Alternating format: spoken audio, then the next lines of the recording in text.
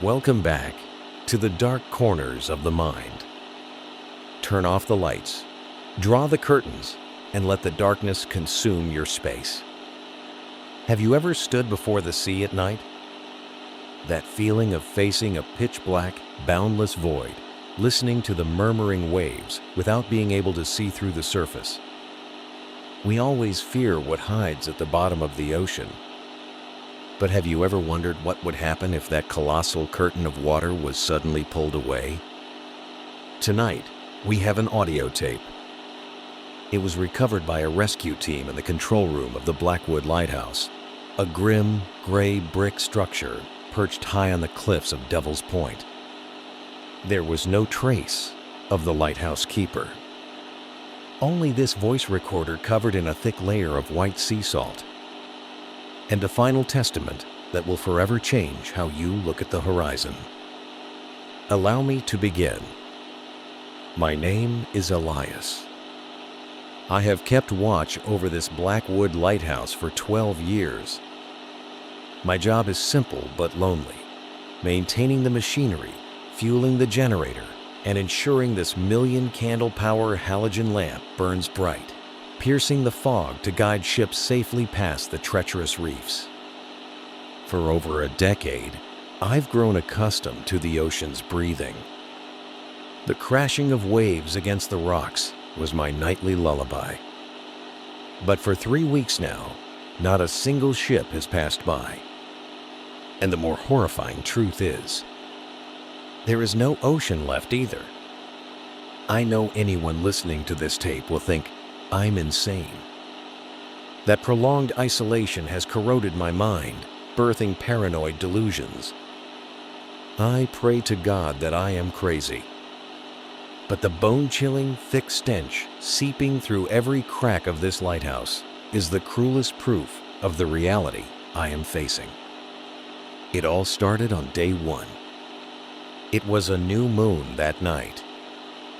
Around 2 a.m., while I was logging the weather journal, the familiar roar of the sea abruptly fell dead silent. The ocean is never silent. Even on the calmest, windless days, the water always gently laps against the shore. But that night, the silence was so heavy and thick that it awakened every survival instinct within me. I hastily threw on my wool coat, grabbed my flashlight, and ran out to the iron-railed balcony. When the beam of light hit the base of the cliff, my stomach churned. The water level had receded unnaturally. This wasn't an ebb tide or a tsunami drawback. The water was retreating into the distance at a terrifying speed, revealing jagged, sharp rocks like pitch-black fangs protruding from the mud.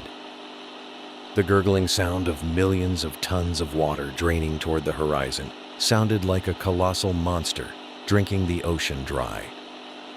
By day 3, the ocean had retreated for dozens of miles.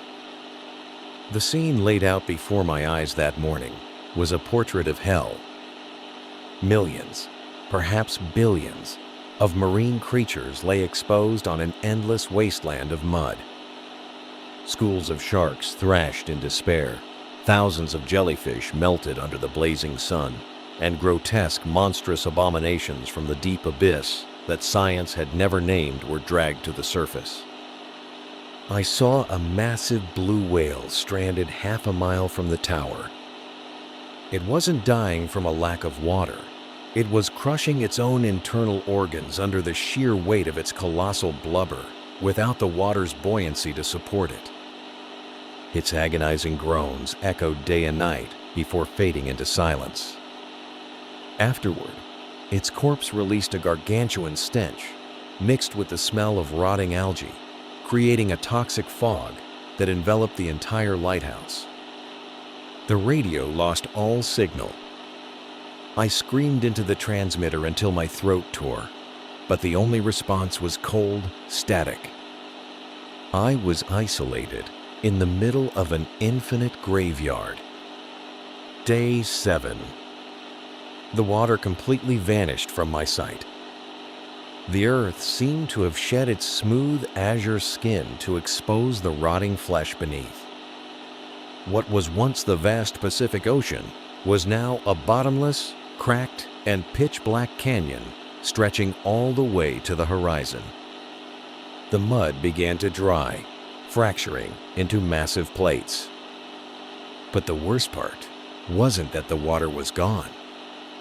The worst part was what had been hidden by billions of tons of water was now revealed.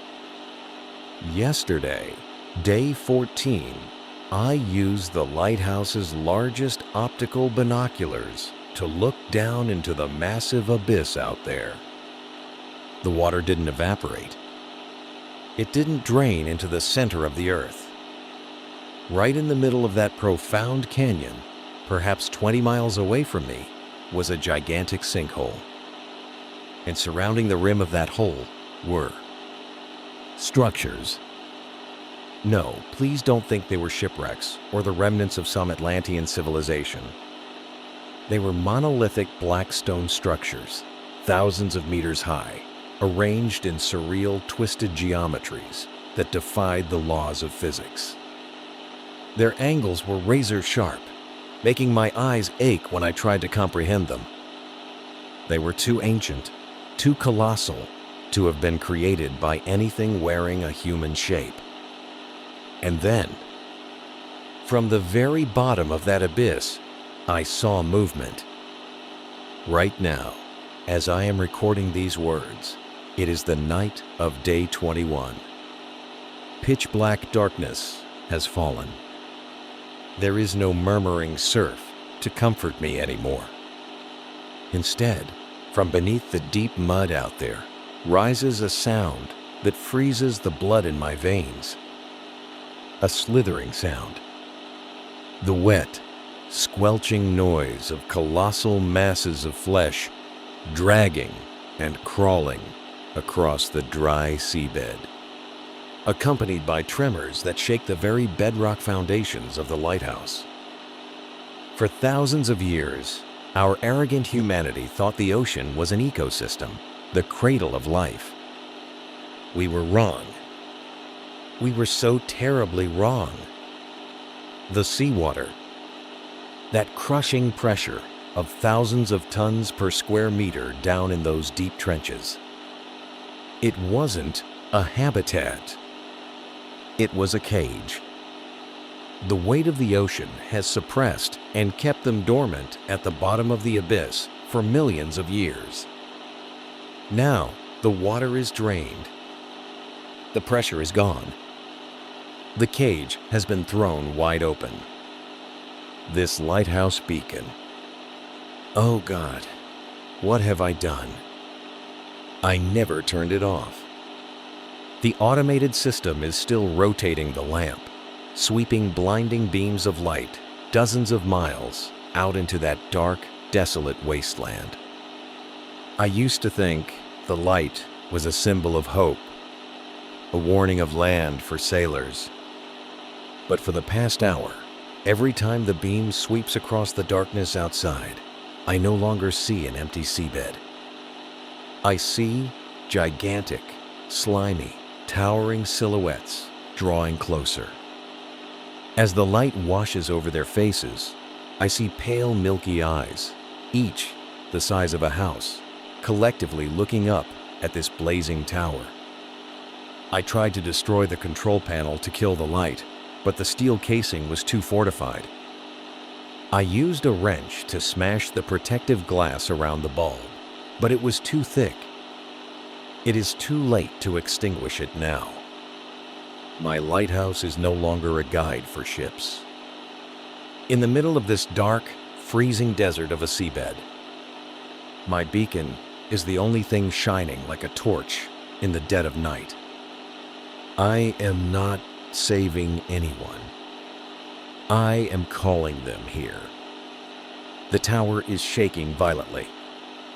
I can hear the sound of claws tearing at the brickwork, the wet slapping of tentacles slithering up the outer walls. They have sealed the exit. They've reached the bottommost stair. If anyone finds this tape, please never wish for the ocean to retour. The mainland investigation team had to trek for 3 days and nights across a cracked seabed crusted with white salt to reach the Blackwood Lighthouse. Along the way, they encountered countless shipwrecks from the past century, but absolutely no trace of any living creature, no matter how small. Everything seemed to have been wiped clean. When they arrived, they didn't find Elias's body, nor any blood or signs of a struggle in the control room. There was only one single clue: that 10-centimeter thick iron door barring the entrance to the tower had been ripped open and bent. From the outside, bearing deep gouges, oozing a pale green luminescent fluid. The room reeked of a foul alien stench of the deep sea, a scent the rescuers claimed clung to their nostrils for years afterward. Today, the Blackwood Lighthouse has been demolished. They say it was because the old structure was no longer safe. But the locals in the nearest coastal town know better. They know that the ocean water has never fully returned to its former levels. Tonight, if you are lying in bed and hear the sound of ocean waves outside your window, listen very carefully. Is it the sound of water lapping against the shore? Or the slithering of thousands of colossal bodies dragging themselves through the mud toward the mainland? Keep the light in your room turned off. Do not attract their attention. Wishing you a night without nightmares.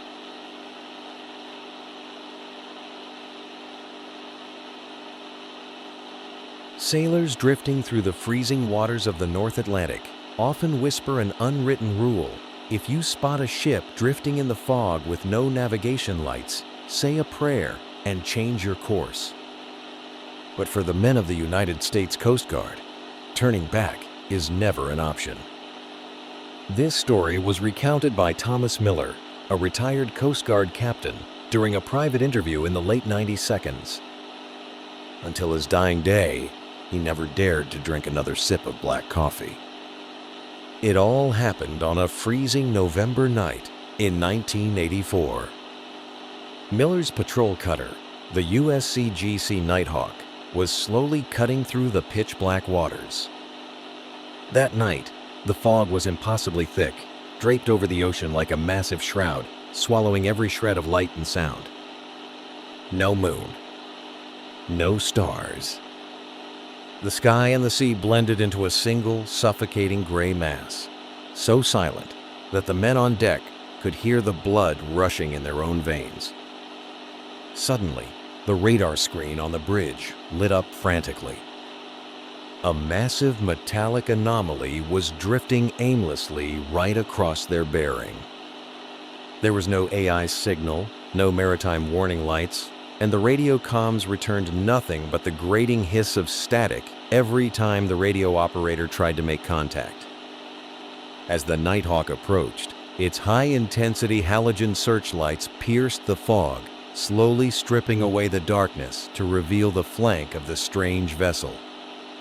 Peeling, rust-eaten letters covered in dried kelp emerged: SS Whisper. It was a colossal deep-sea fishing trawler, desolate and freezing, looking exactly like a floating corpse that had just clawed its way up from a watery grave. Following standard protocol, Miller personally led a 3-man boarding party consisting of himself, Corporal Hayes, and Chief Engineer Cooper. Clad in life jackets and armed with tactical flashlights and sidearms, they clung to the slippery rope ladder, hauling themselves up onto the deck of the ghost ship. The moment they stepped over the steel railing, the very first thing that strangled the 3 men was an unnatural silence.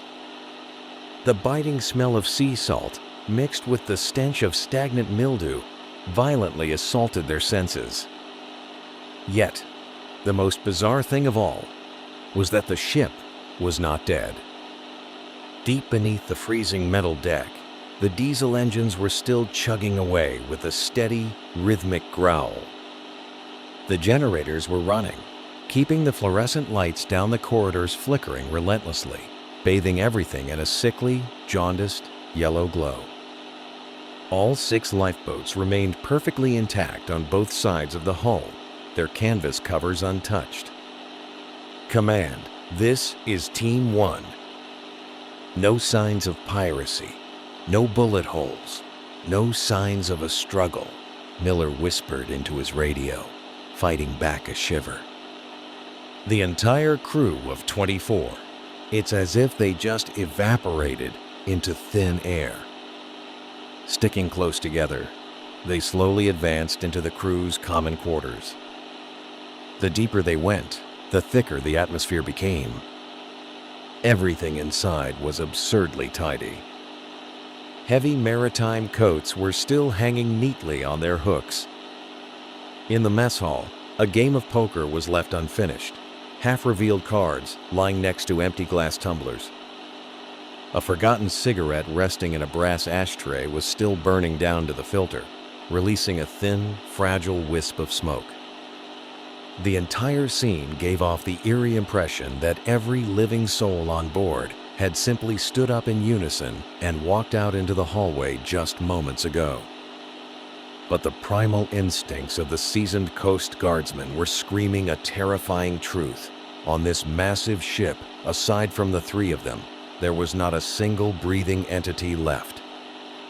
Determined to find the ship's logbook to unravel the mystery, Miller signaled Hayes and Cooper to move toward the bridge on the uppermost deck.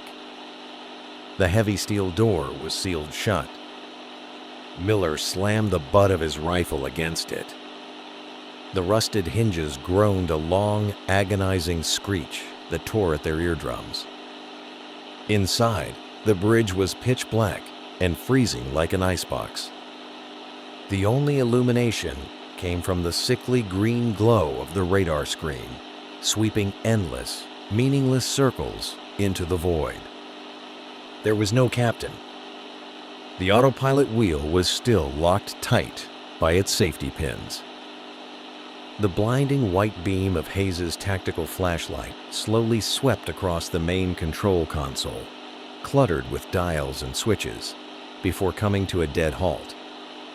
The corporal's gun hand began to tremble violently. All 3 grown, heavily armed men were paralyzed, rooted to the spot. Their breath froze into white clouds in their chests. Resting perfectly on the control panel, right next to the worn leather logbook, was a ceramic mug of coffee. And it was steaming. A fragile ribbon of white vapor curled gently into the air, dancing in the freezing, death-soaked atmosphere of the bridge. Miller swallowed hard, pulled off his leather glove, and slowly reached out, his trembling fingertips grazing the porcelain rim. It was scalding hot. The heat radiated straight into his flesh. It was a cup of pitch-black coffee, poured fresh from a boiling thermos no more than a few dozen seconds ago. The rich, robust aroma of roasted coffee beans was still heavy in the air, lingering right under their noses, completely illogical and terrifyingly out of place in this abandoned wasteland. Miller's mind spun into a state of sheer panic. The entire ship was empty. The corridors were devoid of life. So who, or what, had just been standing right on this exact spot, casually brewing a cup of black coffee, only to melt into the shadows the absolute second they forced the door open? The sheer terror rapidly curdled into a horrifying, suffocated silence. No one dared to breathe. Suddenly, the VHF radio clipped to Miller's shoulder, crackled and spat out an ear-piercing screech. It wasn't the voice of command from the Nighthawk. It was a wet, raspy, guttural voice, echoing as if speaking from inside a flooded, submerged cavern. It broadcast directly over the ghost ship's internal frequency. The coffee is too weak. The flashlight in Hayes's hand flickered violently before dying out completely. At that exact moment, all three men heard a sound coming from right behind them. Just outside the narrow corridor leading down to the pitch-black fish holds came the sound of footsteps. Squelch, squelch, squelch. They were slow, agonizingly heavy footsteps. The sickening sound of soaking wet flesh peeling off the metal grating as if a bloated, waterlogged mass was dragging itself, step by step, toward the bridge. Through the crack of the steel door, the temperature plummeted past freezing. An overwhelming, putrid stench of crushed sea kelp, deep-sea rot, and frigid decay came flooding in, violently swallowing the warm aroma of the freshly brewed coffee. Miller couldn't even remember how he screamed the order to fall back. All he knew was that the three of them bolted from the bridge like madmen, slipping on the wet steel stairs, throwing themselves down the rope ladder, and crashing onto the deck of the Nighthawk. They severed the mooring lines instantly, slamming the engines to maximum reverse to tear back into the safety of the fog. As he looked back, the SS Whisper was already being swallowed whole by the mist, silent and ghostly. Only a single overhead light in the bridge had flicked on. And through his binoculars, Miller swore to God he saw a towering, dripping black silhouette standing flush against the glass window, slowly raising a white ceramic mug to where a face should have been.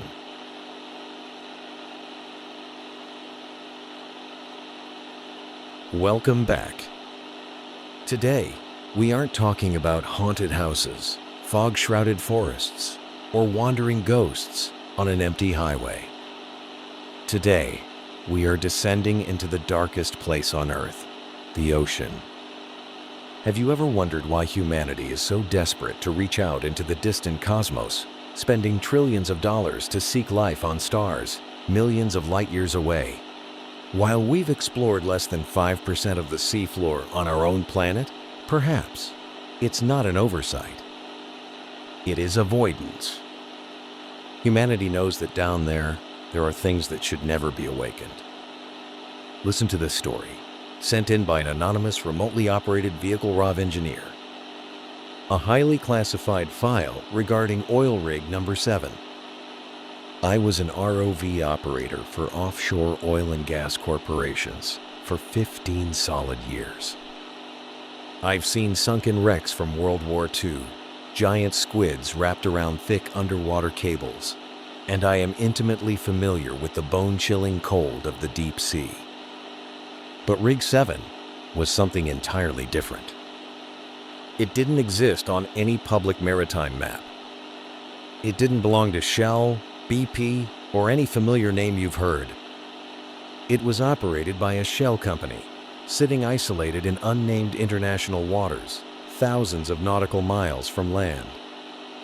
This rig was a steel Leviathan, designed with a single purpose: to drill deeper than any structure ever created by man. The station chief told us that beneath us lay the largest deposit of black gold in history. But from the very first month I set foot on that platform, I felt something was profoundly wrong. First, it was the oil we were pumping up. It was incredibly thick, viscous, and carried none of the usual stench of decaying hydrocarbons or natural gas. Instead, it reeked of rust, copper, and salt. Second, it was the psychological state of the crew. Almost all 142 souls on that rig were plagued by nightmares. They all had the exact same dream: the terrifying sensation of suffocating in a cramped, pitch-black space, accompanied by a steady, rhythmic rumbling echoing in their ears. Everything came to a head on the night of October 14th. It was 2 a.m. The seismic warning systems across the entire rig simultaneously flashed red. Ear-piercing sirens tore through the night. The massive steel pillars, each the size of a skyscraper driven miles deep into the seabed, began to vibrate violently. The entire rig pitched like a toy in a bathtub, But the strange thing was, the seismographs didn't register this as an earthquake. The tremors weren't chaotic. It was rising, then falling. Very steady. Very rhythmic. The station chief, completely drained of color, barged into my control room. He ordered an immediate deployment of our Titangent-class ROV down to inspect the foundation at a depth of 11,000 feet. That is a realm where the pressure could crush a military tank into scrap metal in a fraction of a second. That is where sunlight has long since died. I pushed the throttle. The submersible slowly sank into the pitch-black water. My monitors displayed nothing but a thick, oppressive darkness, occasionally catching the glint of passing plankton in the dim halogen headlights. At 5,000 feet, the water was freezing. At 7,000 feet, the immense pressure made the ROV's titanium joints groan and crackle. When we reached 9,000 feet, I noticed a terrifying anomaly, a dead sea. There was absolutely no marine life. No bioluminescent jellyfish, no blind pelagic fish, no moray eels, not even marine snow, the organic debris that constantly falls to the ocean floor. Everything was completely empty, eerily silent. It was as if all living things had fled this area in sheer panic centuries ago. Finally, the depth gauge hit 11,000 feet. My camera reached the bottom. I cranked the halogen lights to maximum capacity.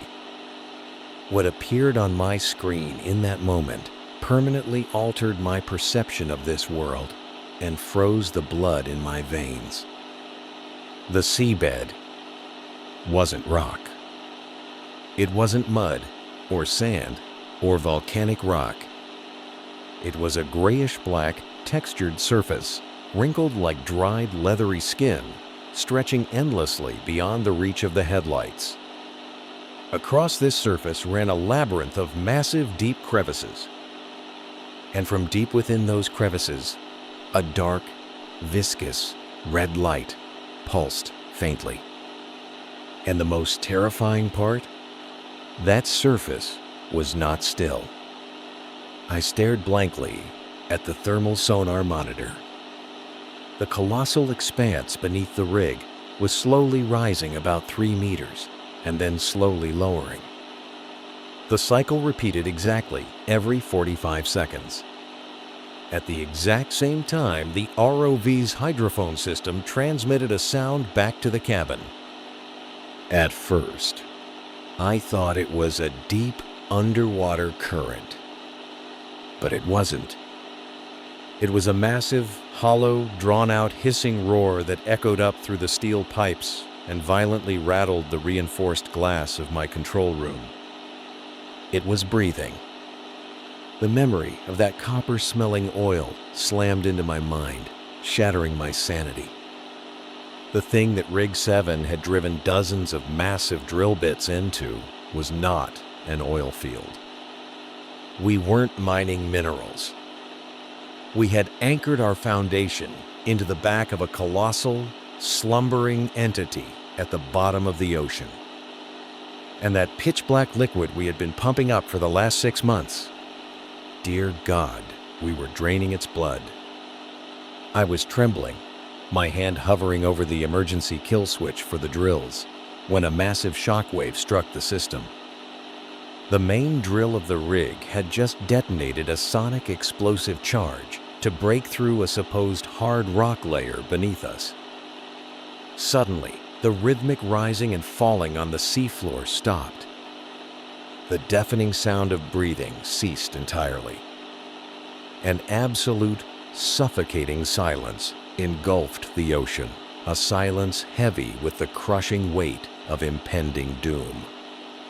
On the ROV's high-definition camera feed, one of the massive crevices stretching hundreds of meters across the seabed began to shudder. It slowly parted, peeling open. Inside that crevice was a thick mucous membrane, and then an eye. a gargantuan eye, the size of a football stadium. Its pupil was slitted like a reptile's, glowing a sickly, deathly yellow. It rolled slowly, then stopped, locking its gaze directly onto the tiny camera of my submersible. It looked right through the lens, right into my terror-stricken eyes up on the surface. An ancient intelligence, filled with a hatred and wrath beyond human comprehension, was awakening. It was awake. The $10 million solid titanium ROV was crushed into dust in a tenth of a second by an invisible force. My screens blacked out, dissolving into white static. A split second later, the water surface beneath Rig 7 began to boil violently. I was one of the few who managed to dive into a backup lifeboat before the entire million-ton steel structure of Rig 7 was violently dragged down into the abyss by an unimaginable force from below. There was no sound of structural failure, no struggle. It was simply swallowed by the black water in less than 3 minutes, taking hundreds of desperate, agonizing screams down with it. The next day, I was found drifting and rescued by the Coast Guard. 3 days later, the oil corporation released a global press statement. Rig number 7 was lost due to a freak storm and a severe tropical depression. Technical failures led to the sinking. All personnel are reported lost at sea. I signed dozens of non-disclosure agreements, accepted a massive payout to keep my mouth shut, and locked myself in an apartment thousands of miles away from any ocean. But I haven't had a full night's sleep since.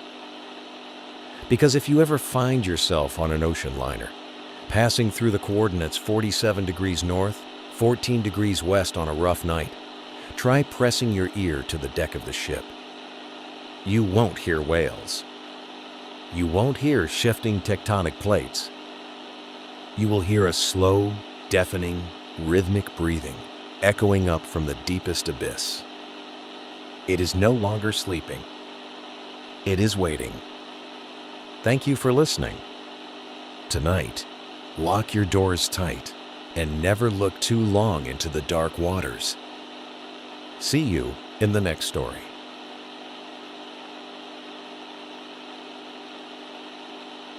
They say the ocean covers over 70% of our world. Yet, humanity has explored barely 5% of it. We look out at the deep blue expanse and feel a sense of wonder. But wonder is just a comforting mask we wear to hide our dread. Because if you truly think about the sheer crushing depth of the abyssal zone, you realize a terrifying truth. We have no idea what we are sailing over. Tonight, we examine a piece of evidence that suggests some waters are not just unexplored. They are occupied. In late January, following a brutal nor'easter storm, a heavy iron lockbox washed onto the rocky shores of Nova Scotia. It was badly rusted, crusted with strange black barnacles that marine biologists later refused to identify on record. Inside the box, wrapped tightly in layers of waterproof oilcloth, was a leather-bound maritime logbook. It belonged to Captain Elias Thorne. His ship, a commercial fishing trawler named the Mariana, had been reported missing 2 months prior with a crew of 6. No distress signal was ever received. No wreckage was ever found. The early entries of Captain Thorne's logbook are exactly what you would expect. They detail mundane routines, weather patterns, and the general fatigue of deep-sea fishing. But on the 3rd week of their voyage, the ocean changed. And so did the logbook. November 14th. Day 22. A fog rolled in this morning. I've sailed these waters for 30 years, and I have never seen a mist like this. It's unnatural. It doesn't drift with the wind. It just sits on the water like a heavy gray blanket. The air feels greasy, and it leaves a bitter, metallic taste in the back of my throat. The compass has been spinning aimlessly since dawn. We are sailing blind. Billy, our youngest deckhand, refused to go near the rails today. He swore he saw something moving in the mist. He said it looked like a mountain, but it was swimming. For the next 2 days, the log describes the crew's growing unease. They tried to haul their nets, hoping to catch enough to justify turning back. Instead of fish, the nets came up filled with strange, gelatinous black masses and pieces of rusted, ancient metal that looked like armor plates. The catch smelled overwhelmingly of rotting kelp and oxidized copper. Then, the ship died. November 17th, day 25. The engines gave out completely at 0300 hours. Old Man Miller, our mechanic, has been down in the engine room all day, but he can't find the cause. He says the fuel lines are clean, the pistons are fine, but the engine simply refuses to spark. The radio is dead too. It only broadcasts static. But last night, while trying to catch a signal, I realized the static had a rhythm. It sounds like breathing. Wet, heavy breathing, inhaling and exhaling in time with the waves against the hull. The transition from a stranded vessel to a nightmare happened quietly. November 18th, day 26. We lost Sarah. She was on the midnight watch. When I went to relieve her, the deck was empty. I found her. Safety tether snapped. I have stared at the end of that rope for hours. The fibers weren't frayed from tension. They weren't cut with a knife. The thick nylon was crushed and severed. It was bitten through. The water around the ship has started to change. A sickly pale green bioluminescence is glowing just beneath the surface. It's not plankton. The light is moving. Shadows are circling beneath us. They are too massive to be sharks. They are too fast to be whales. Miller has locked himself in the galley and won't stop praying. The psychological toll on the remaining crew shattered them. The log details how Billy, the young deckhand, began complaining of a ringing in his ears. By November 19th, he claimed the ringing had turned into voices. He told Captain Thorne that the shadows beneath the green light were singing to him. He said they were inviting him down. That night, Billy walked off the edge of the ship. Captain Thorne wrote that he didn't even splash when he hit the water. The green light just swallowed him whole. The handwriting in the logbook, once a disciplined, perfect cursive, begins to degrade. The pen strokes become frantic, deeply indented, sometimes tearing the paper. November 21st, day 29. I am the last one. Miller went down into the dark yesterday. I didn't hear him scream.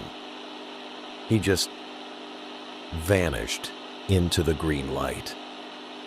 The fog is so thick now, I can't see the bow of my own ship. But I can hear them. The hull is groaning. Something is wrapping around the ship. I can feel the vibration through the floorboards. I can hear the thick steel buckling and popping under immense pressure. I locked myself in the captain's quarters, but the water is seeping under the heavy iron door. It's black, and it smells like ancient copper. The singing is so loud now. It's in my head. They are climbing the hull. This is where Captain Thorne's human entries abruptly end. A jagged line of ink trails off the page, as if he was violently pulled away while writing. The next several pages are completely blank. But if you turn to the very last page of the logbook, the inside of the back cover, you find one final entry. The handwriting is entirely different. It doesn't look like it was written with a pen at all. It looks as though it was deeply scratched into the thick leather and paper with a sharp, jagged claw. The ink used was not from a pen, but rather a dark, dried, rusty crimson. The language is unrecognizable. Linguistic professors and cryptographers who examined the text agreed that it defies all human phonetics. The syntax doesn't follow any known earthly structure. Eventually, a team ran the phonetic approximations of the scratches through an audio cipher, an AI designed to recreate dead or theoretical languages. When spoken aloud, the symbols don't sound like words. They sound like a guttural oceanic resonance. They sound like a promise. It reads, Vielzak, Engat, Shulvath, Krul Mlur, Znath Thay, Ashkora, Kathalu, Vosh Naga. The surface is ours. We are rising. Sleep well tonight, listeners. And if you hear the ocean waves crashing outside your window, whatever you do, don't look out.